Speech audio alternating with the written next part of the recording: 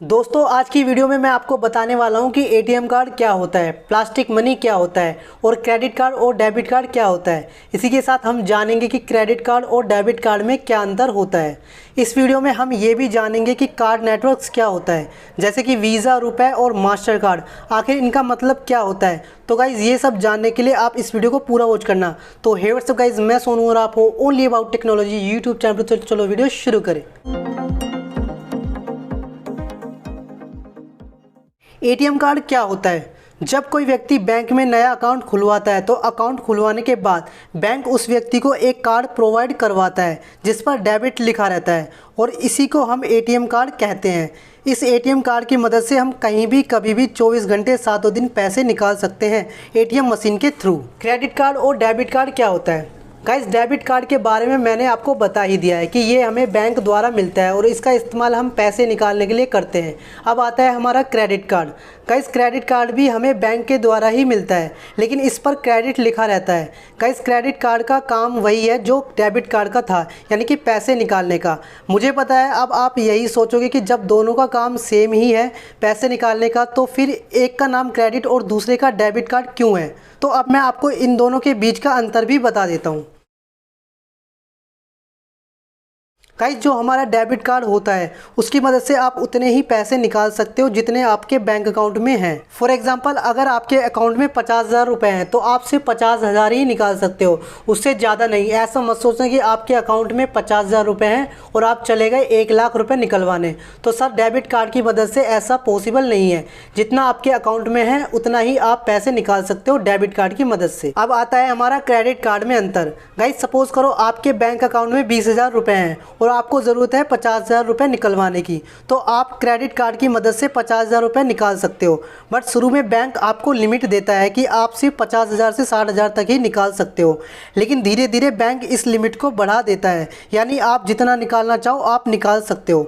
इसी के साथ गाइज मैं आपको बता देता हूँ कि जो एक्स्ट्रा मनी आप क्रेडिट कार्ड से निकाल रहे हो उसको वापस देने का एक टाइम होता है, यानी कि हर बैंक का अलग अलग हिसाब रहता है। मतलब जो आपने क्रेडिट कार्ड से एक्स्ट्रा पैसा लिया है वो पैसा आप बैंक को टाइम पर दे देते हो तो आपको कोई भी इंटरेस्ट यानी कि कोई भी ब्याज नहीं देना होगा।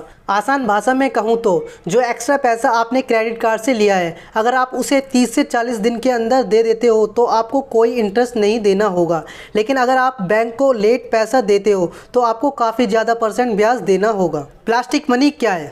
Credit card, debit card, ATM card, इन्हीं सभी कार्ड्स को हम प्लास्टिक मनी कहते हैं। कार्ड्स नेटवर्क क्या है?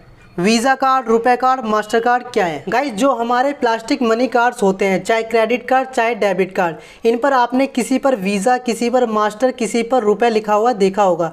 आखिर इनका मतलब क्या है? गाइस, ध्यान देना, शुरू में क्या होता था कि अगर किसी के पास SBI बैंक का ATM कार्ड है तो वो व्यक्ति SBI की ATM मशीन से ही पैसे निकाल सकता है, किसी और ATM मशीन से नहीं।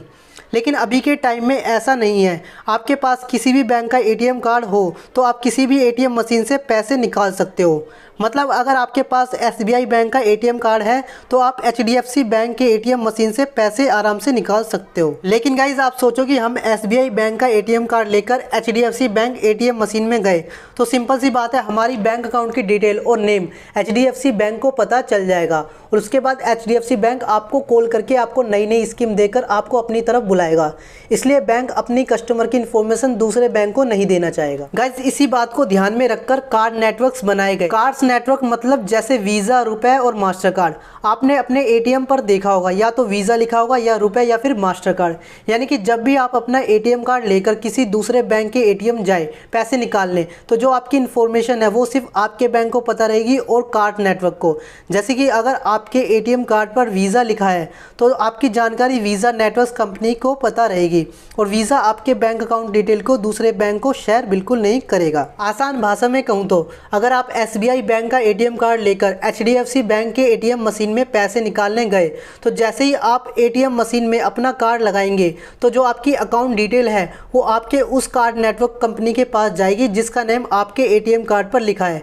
जैसे कि अगर आपके ATM कार्ड पर वीज़ा लिखा है तो डिटेल आपके वीज़ा नेटवर्क्स पर जाएगी। वीज़ा HDFC बैंक को बता देगा कि हाँ, इसका अकाउंट ओके है और इसका अकाउंट SBI बैंक में वैलिड है, तो उसके बाद इजीली आपके पैसे दूसरे ATM से निकल जाएंगे। तो कुल मिला मिलाकर इन कार्ड्स नेटवर्क का काम यही है कि ये आपके बैंक की डिटेल्स को दूसरे बैंक से शेयर नहीं करते और आपके बैंक की डिटेल्स दूसरे बैंक को पता न चले, इसलिए कार्ड्स नेटवर्क्स बनाए गए। तो गाइस मैं उम्मीद करता हूँ आपको इस वीडियो से थोड़ी बहुत नॉलेज मिली होगी। तो फिर बस आज की वीडियो में इतना ही। अगर आपको ये वीडियो पसंद आए तो इसे लाइक करें और ऐसी ही इंटरेस्टिंग वीडियोस के लिए मेरे चैनल सब्सक्राइब करें। तब तक के लिए goodbye and take care.